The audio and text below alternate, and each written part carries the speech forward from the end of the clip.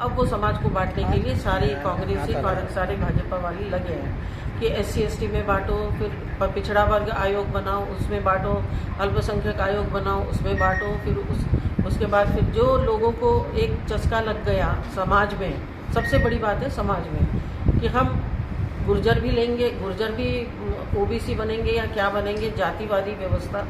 पटेल ने कहा हम भी बनेंगे, फिर कहा मराठा, महाराष्ट्र में मराठा लोगों ने कहा हम भी, वो भी आंदोलन करने लग गए।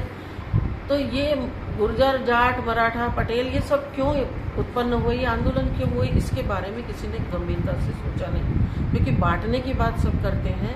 हमारी वर्तमान जो बड़ी बड़ी पॉलिटिकल पार्टियां हैं, पर जोड़ने की बात नहीं करते, हम जोड़ने की बात करते हैं। हम कहते हैं कि हर गरीब को आरक्षण मिले। हमको हमारे ऊपर एलिगेशन लगता है आप SC/ST के खिलाफ हो। जी नहीं, हम SC/ST के खिलाफ नहीं है, पर हर गरीब को आरक्षण मिले, बिना किसी जाति देके, बिना धर्म देके, बिना संप्रदाय देके, बिना जो हमारा समानता का अधिकार दिया है संविधान में 16 में, बिना वंश देके, बिना स्थान देके।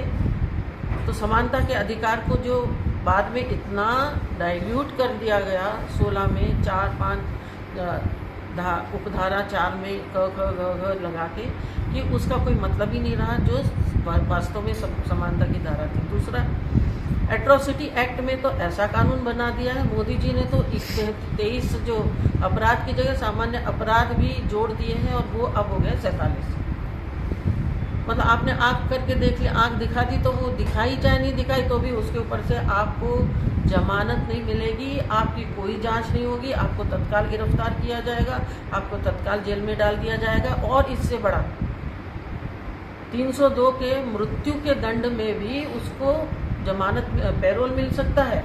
इसमें तो पैरोल भी नहीं मिलेगा। मान लो उसका अपराध सिद्ध हो गया, उसके माता पिता का देहांत हो गया, तो वो देहांत में उनको उनके अंतिम क्रिया में जाने के लिए भी वो नहीं जा सकता। फिर 302 के मुकदमे में आजीवन कारावास भोग रहे व्यक्ति का अगर चाल चलन अच्छा हो जेल में, तो उसको जल्दी मुक्त भी किया जा सकता है। मतलब 14 साल नहीं होते, 7 साल में भी कई लोगों को छूटते हुए देखा। किंतु एट्रोसिटी एक्ट में भी उनको ये जो रिलैक्सेशन देने का है ये भी ख़त्म कर दिया। उसको 14 साल तो 14 साल ही रहना पड़ेगा, यानी 302 के मुकदमे से भी ज़्यादा कठोर इसको बना दिया गया है। पर जमानत नहीं, अग्रिम जमानत नहीं, जांच नहीं, ये ऐसा कानून तो विश्व के किसी भी प्रजातांत्रिक देश में नहीं है। तो हम किस दिशा में जा रहे हैं, इस बारे में गंभीरता से सोचा। महिला की प्रतिष्ठा को, गौरव को फिर से स्थापित करना चाहिए।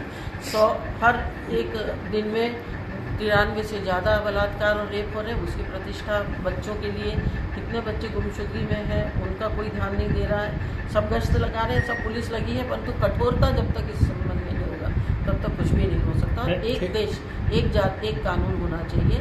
ये सारे जातिवादी कानून खत्म करें, सारे धार्मिक कानून खत्म करें और सबको एक झंडे के तले लाएं, ताकि हर सामान्य नागरिक को ये लगे कि मैं हिंदुस्तानी हूँ, मैं हिंदुस्तान का रहने वाला हूँ और मैं देशभक्त हूँ, और मैं किसी भी जाति या संप्रदाय को प्रतिनिधित्व नहीं करता हूँ। मैम, एकता तो आप कह रहे हैं कि कानून में कठोरता, एकता लाने के लिए नहीं किए हैं मैम। जैसे आपने अभी बोला कि उसमें समझौते होने लगे और लाखों में लोग आपस में, थानेदार खा रहा है तो वो भी खा रहा है।